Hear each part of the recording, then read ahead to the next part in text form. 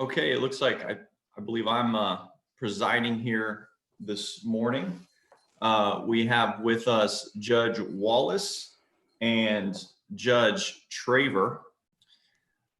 Our first case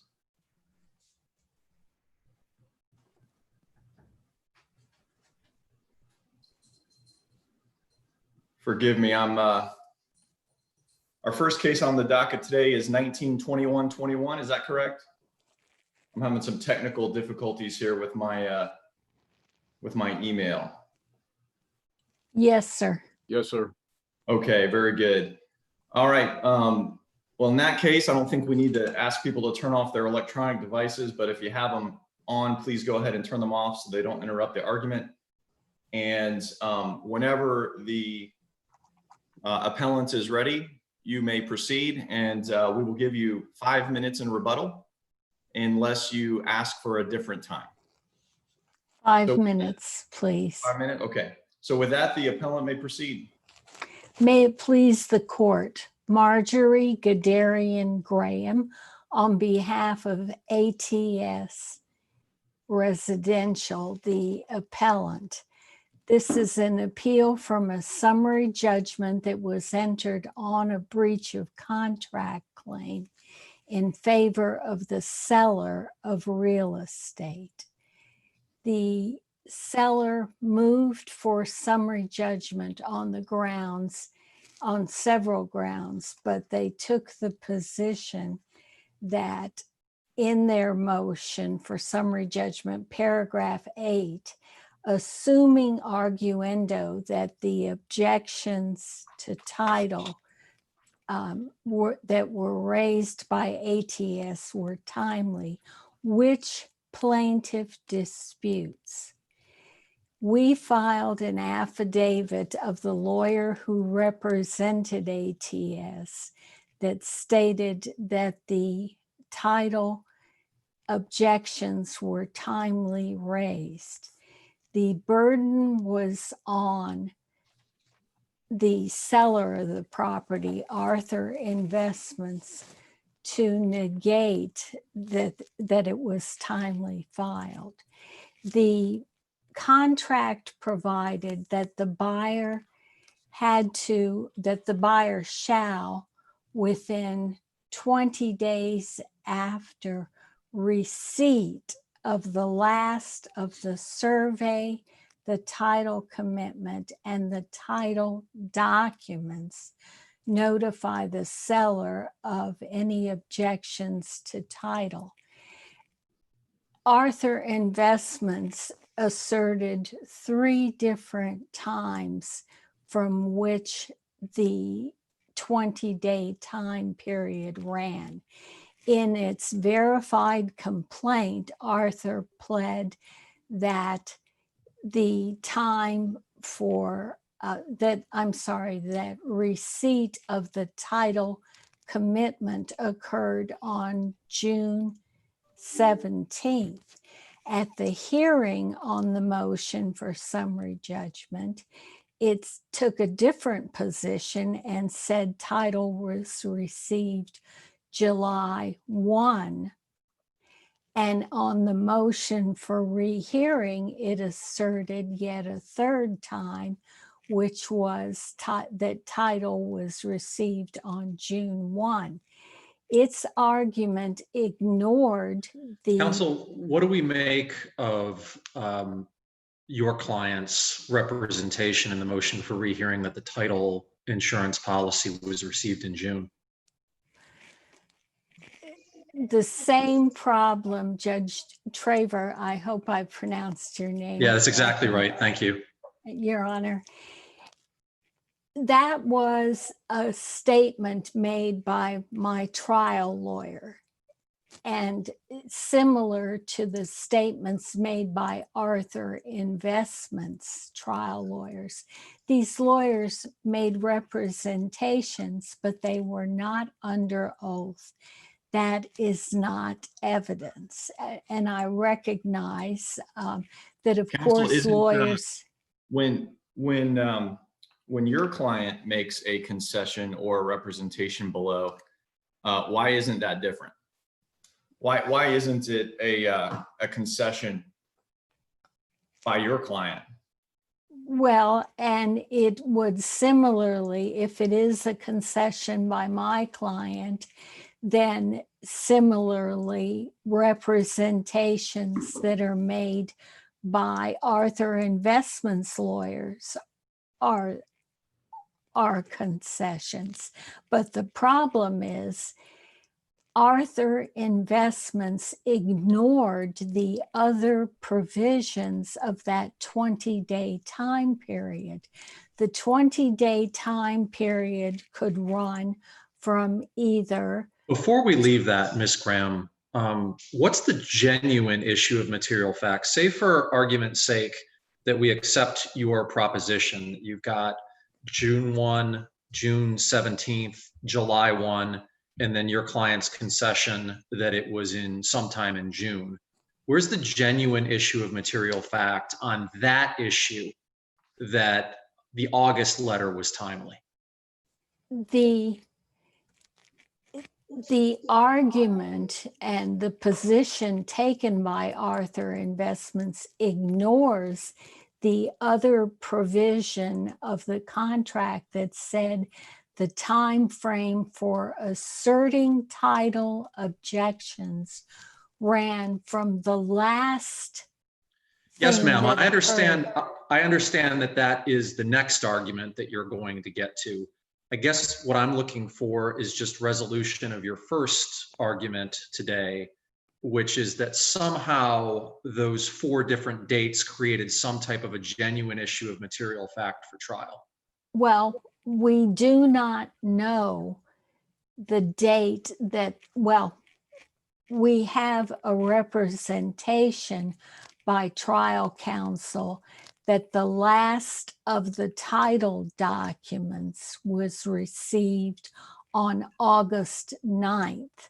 And once again, if the representation by trial counsel that the title commitment was received in June is a concession that's binding, then similarly, the August 9th date for receipt of statement that he received the last of the title documents, and your 20 days would run from that. And that, Judge Traver, is the problem. I understand. Well, counsel, I'm not sure that trial counsel could make a concession that helps the appellant, right? I'm not sure that I'm not sure that those two things are equally binding, but nevertheless, I think you're pointing out that the 20-day period started to run based upon receipt of the last document, correct?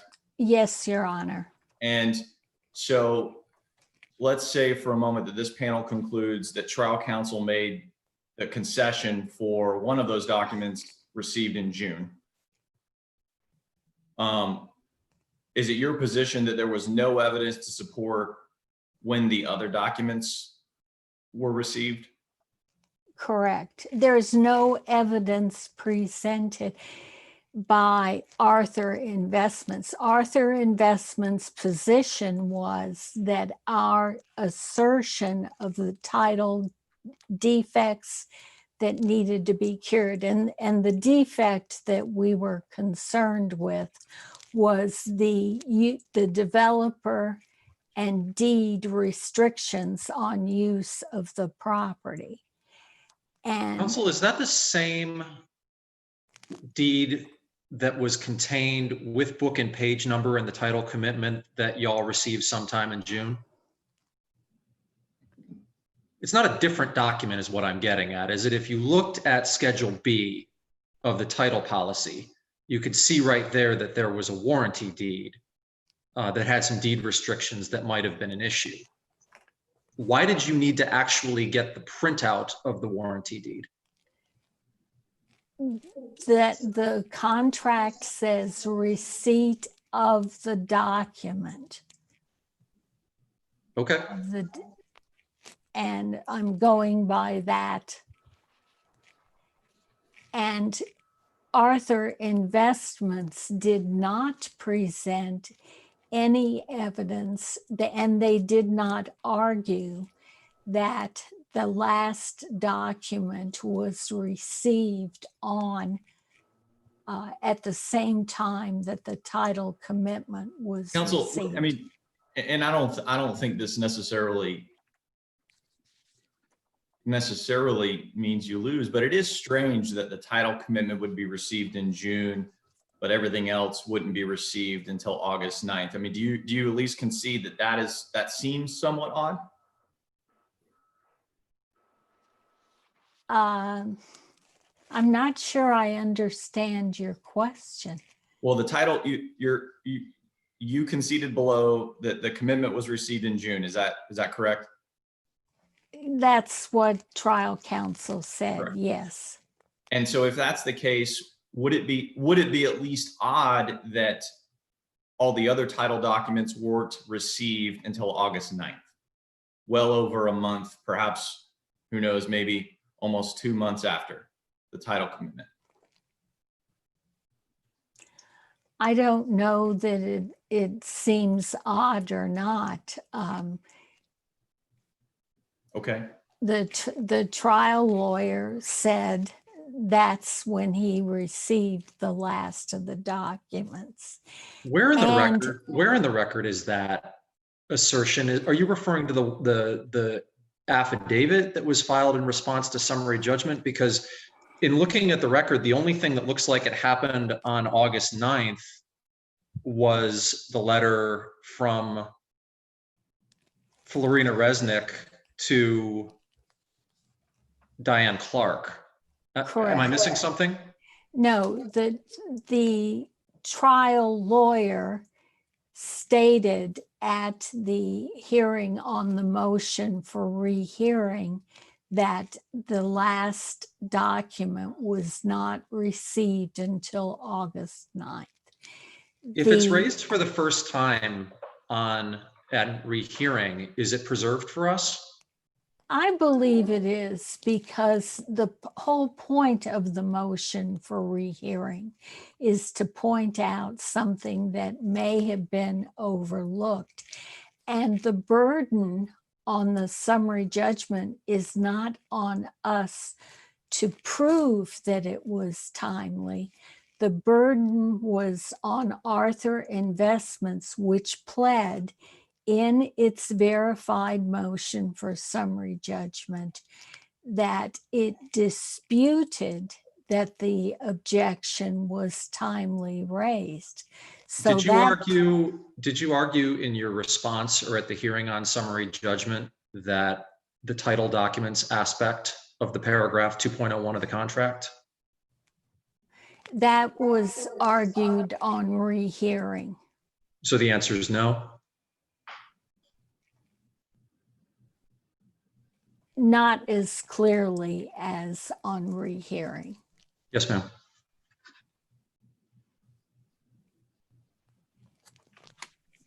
If the court has no further questions, I want to emphasize that 2.01 specifically says that the buyer shall raise the objections within 20 days after receipt of the last of those documents. That was clearly argued on the motion for rehearing. And the burden was on Arthur Investments to show that the title objections were not timely from any one of these three things. There was no survey according to Arthur Investments. So the real issue is whether the time ran from the title commitment receipt or the last of the documents. Alan? Ms. Graham, was there a Yes. requirement that there be a survey? I thought it was just if there is a survey in existence If that was any. supposed to be produced. Yes, So there was no obligation to create a survey, or obviously if there was none in the appellee's possession to produce that, correct? correct. So that's really a non-starter issue right there, correct? Yes, and that's you would- why, You would back it up to whenever the last document was received, not to include the survey, correct? correct.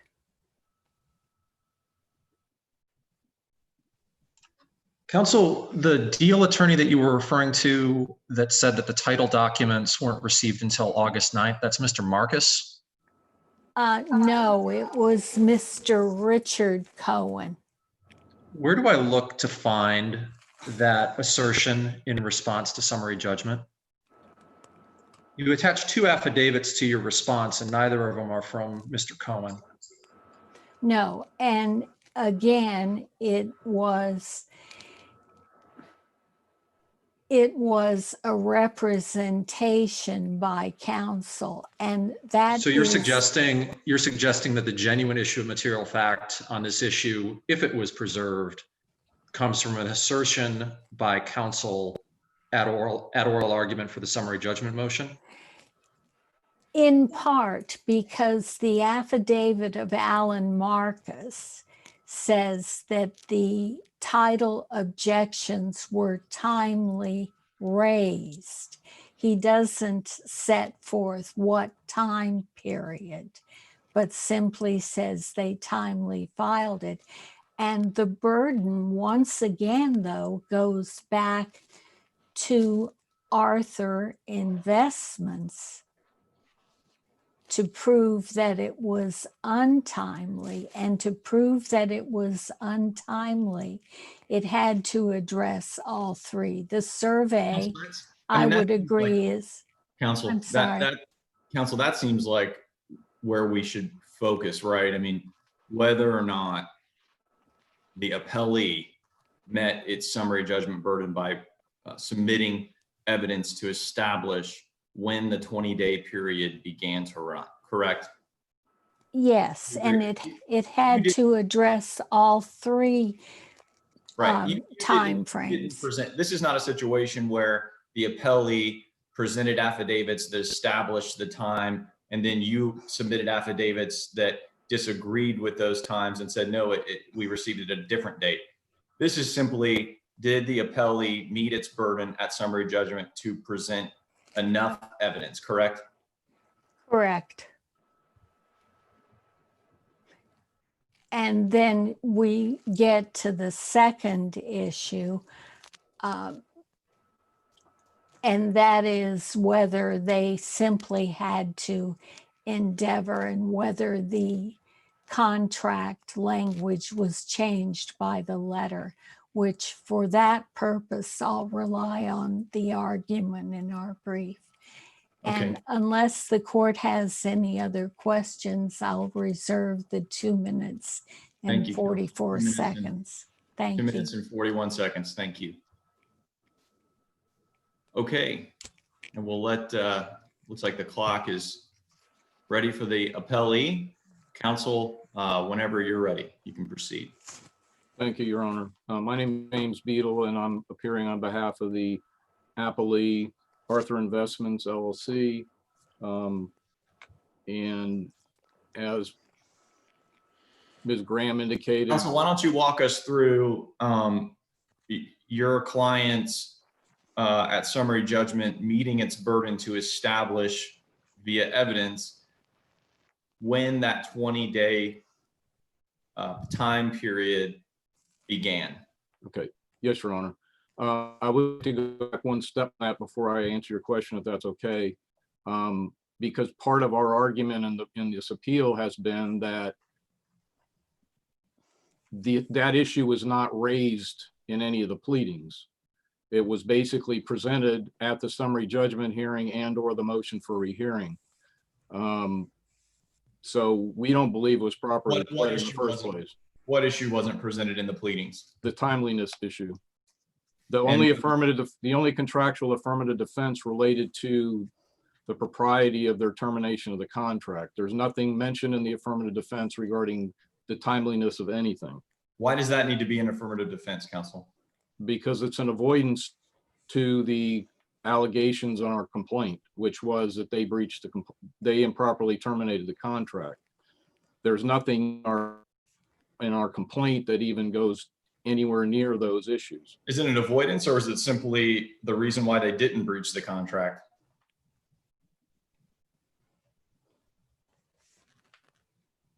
I believe the pleadings are supposed to put the parties on notice as to what the basis for the allegations or their defenses are.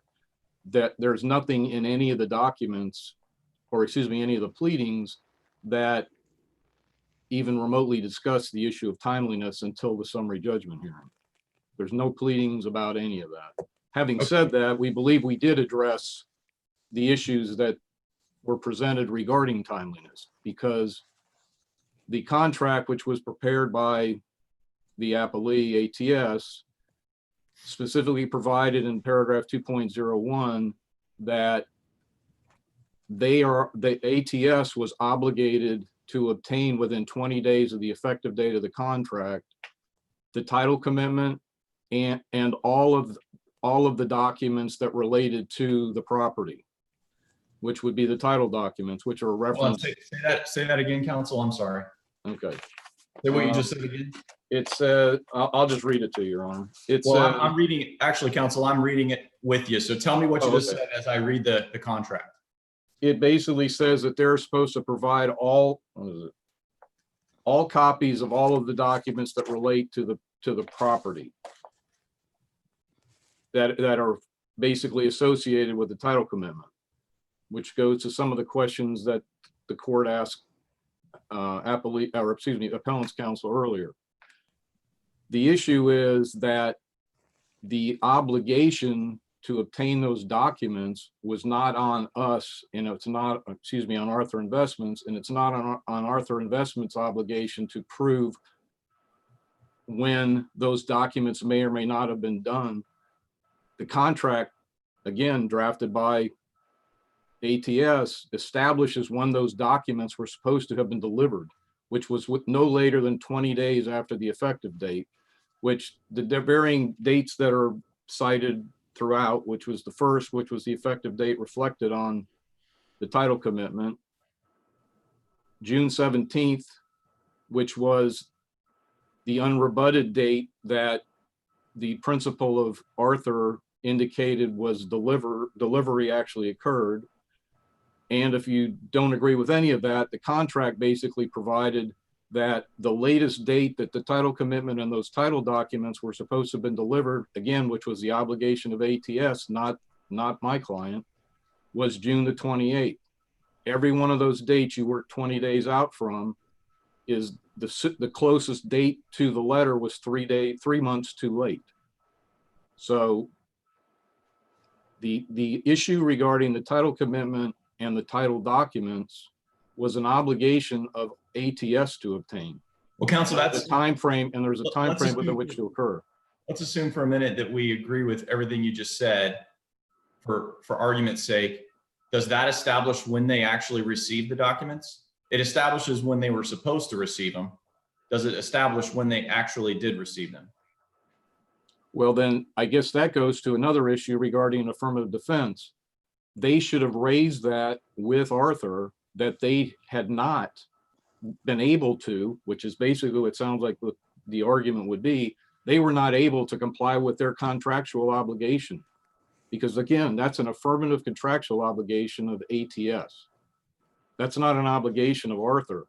That's a contractual obligation they impose on themselves to do. And if they could not comply with it, then it would have been their obligation to put Arthur on notice that they could not timely comply with the provisions of the contract. And again, that would be something that should have been an affirmative defense on their part, that they couldn't comply with the contract, because that would have been an avoidance. There's no way that we would have been on notice until they told us that they couldn't receive those documents within the contractual time period that they were obligated to perform. All that being as it may, how does that get you to summary judgment on when the provision says that the time period is 20 days from the day they receive it? They were to have Not 20 received, days. If you'd wanted it to be 20 days, from the date of the contract or, a specific time period, you could have said that in the contract, right? I'm sorry, I'm not sure I understood your question. You didn't say in the contract, hey, 20 days from the date we sign this contract. Or you didn't say, hey, you have 20 days from the date we sign this contract to get the title commitment documents, and you have 40 days from the date from the time we sign the contract to object, right? If you'd said that, then their receipt the timeliness of their receipt would not have mattered, correct? Well, the contract presumes that they received them on those dates because, again, may they presume it, they that's- drafted the contract. It may presume it, but the provision you're pointing to specifically says they have 20 days from receipt. Correct. I guess it gets back to part of the argument that's in the brief and the cases that are cited in the brief, that you cannot, again, this is an affirmative contractual obligation on ATS's part. They didn't plead that they couldn't get it in the time frame required by the contract. So in essence, if they don't get it in that time period, they breached the contract by not doing that. Was that issue litigated below? I can't recall if it was or it wasn't. Again, timeliness wasn't raised in the It document. certainly doesn't seem like that issue was what the trial court was asked to focus on.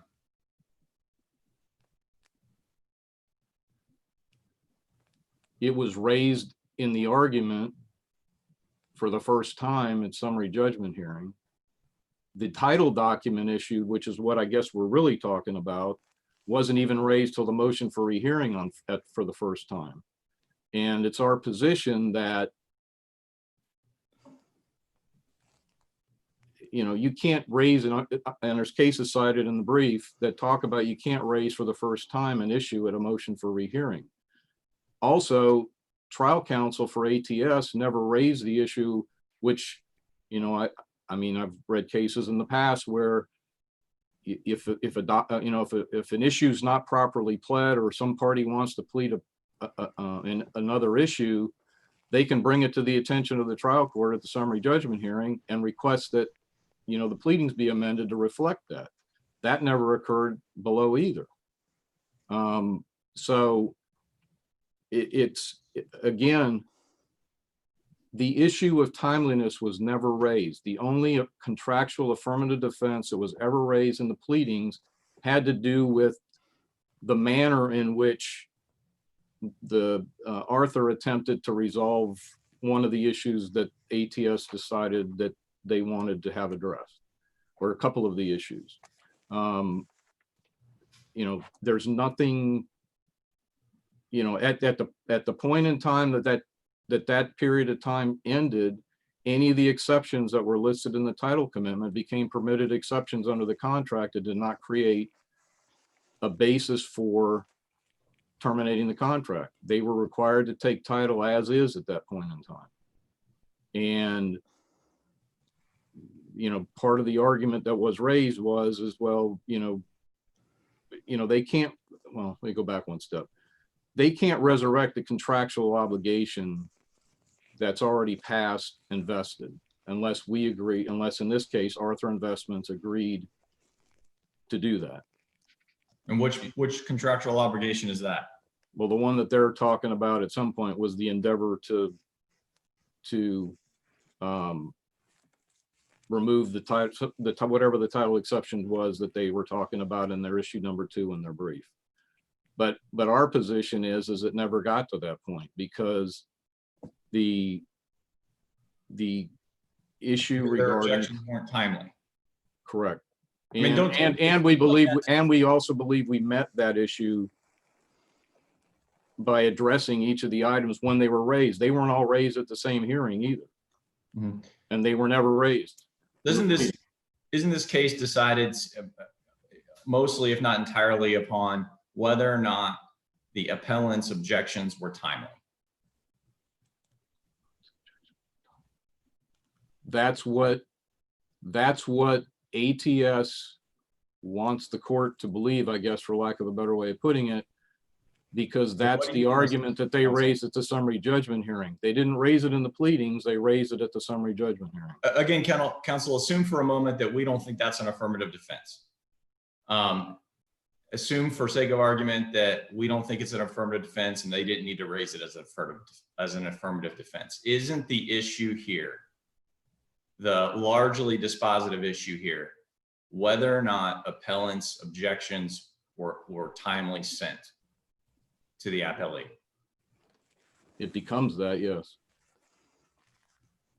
Now, walk me through again, how is it that you say that there was summary judgment evidence to establish when the 20-day window ran? You say the contract required them to obtain actually have possession of all the documents within 20 days of the contract being signed. Is that correct? Correct. That's the direct language in the contract. And so you say your position is, therefore, the trial court could assume that they actually did receive those documents within 20 days of signing the contract, correct? As they never said that to me is clearly an affirmative defense, that if there's some basis to argue that we can get the documents pursuant to the provisions that we require to be put in the contract. Again, ATS created this contract. If they had an issue regarding the procurement of the title commitment or the closing or the title documents within the 20 days that's provided in the contract, it's our position they should have notified us of that fact. Because we're assuming that they're complying with the terms of the contract and they've already gotten all this stuff. Fair enough. There may well have been other breaches of the contract. Certainly, in our record or not in our record, who knows? But I'm just focused on the summary judgment, the focus of the summary judgment here, which is the timeliness of the objections. So what I'm saying is, I'm trying to clarify. You're saying that summary judgment was established here. There was summary judgment evidence because under the contract, they were supposed to have all the documents within 20 days. And so therefore we assume that they actually did have them. And therefore their 20-day window started to run 20 days after the contract was signed, correct? At the latest, correct. Although there's evidence in the record that June 17th may have been the date as well. So, but your point is that it doesn't, you say you didn't need to present any actual evidence or any evidence of actual receipt. Correct, because the contract provided that their obligation was to obtain them in that period of time. Would your argument be stronger if the contract had just said that they have a 40-day window from the date that the contract is signed, instead of the way it's written here?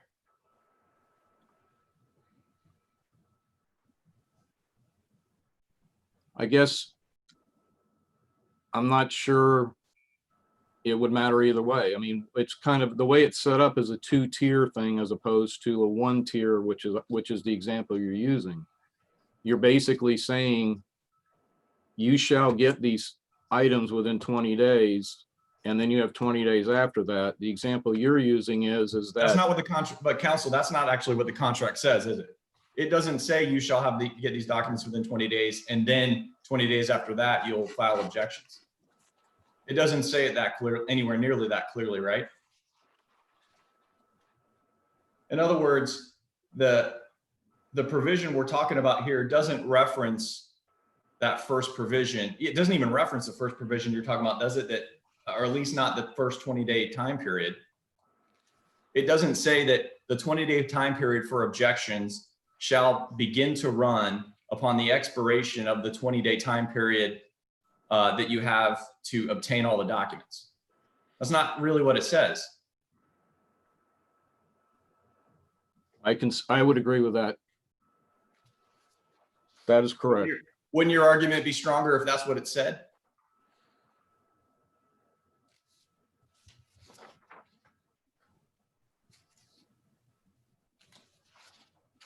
I suppose so, yes.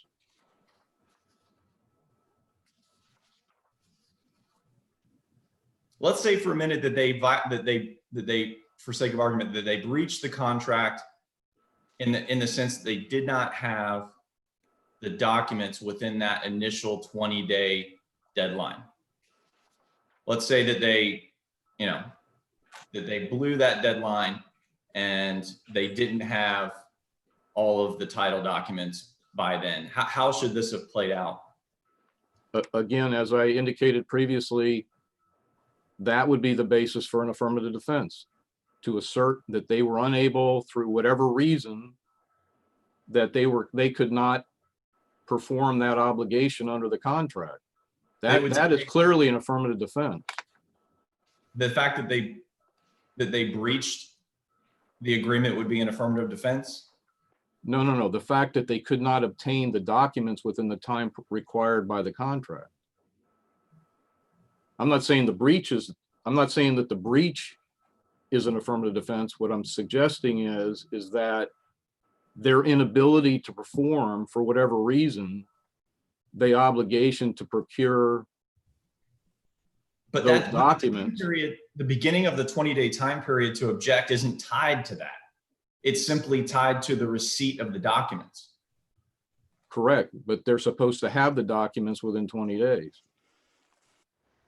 I mean, again, this is their contract. This is ATS's contract. So any issue should be construed against them. But This wasn't again, the point is, I'm sorry, Is it your position this wasn't an arm's length negotiation? it was an arm's, well, I don't know if it was or it wasn't. There's nothing in the record that suggests that, but the presumption is that a contract prepared by one party is presumed to be construed against that party. Well, how do we construe this any other way? The objections, the purchaser shall, within 20 days after purchaser's receipt of the last such survey, commitment, and title documents, notify seller in writing of their objections. I mean, how do we interpret that any other way? I'm sorry, any other way than what? Then it's 20 days from their actual receipt. But the receipt is in the 20 days. The contract says they're supposed to get these documents within 20 days. And again, my point is, or my client's point is, that if they cannot procure them within the 20 days, which they're obligated to do, then they could have contacted Arthur to let them know that, and not at the hearing say, we didn't get them until August the 9th, which was the date of their letter. You know, that's part of the issue. It's our position that these issues are generally just paper issues, because the contracts, I mean, I understand your argument, Your Honor, but the contract says they were obligated to get these documents in 20 days. And then after that 20 days, I mean, if you get them, you've obtained them, you've received them. So once you got them, that 20-day time period to provide the notice is initiated. And again, if there was an issue regarding their ability to provide that notice, they should have contacted my client. Where does the contract say they should have contacted your client to notify you that they're not able to get the documents in time? Well, if they want to be absolved, so to speak, of their Just the contract, does it say that? it doesn't say that. All right, counsel, you're out of time. Thank you. Thank you, Judge. Thank you, Your Honors. All right, counsel, for the appellants, looks like we have on the clock 2 minutes and 37 seconds. I think you actually had 2 minutes and 42 seconds, so we'll give you a few extra seconds at the end if you need it, and you are recognized. Thank you. Timeliness was an issue because Arthur Investments itself, in the verified motion for summary judgment. Counsel, were you supposed to, by contract, have all of the documents 20 days after the contract was signed? It says that it does have the provision that the obligation is on us to get the documents. However, Within 20 days? I don't believe it's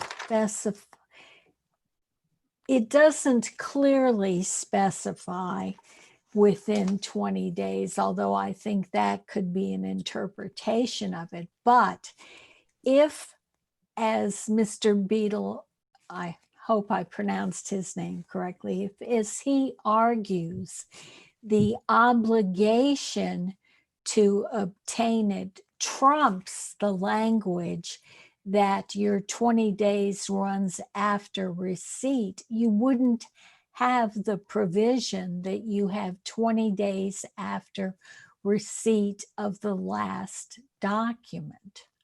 And that's precisely the point.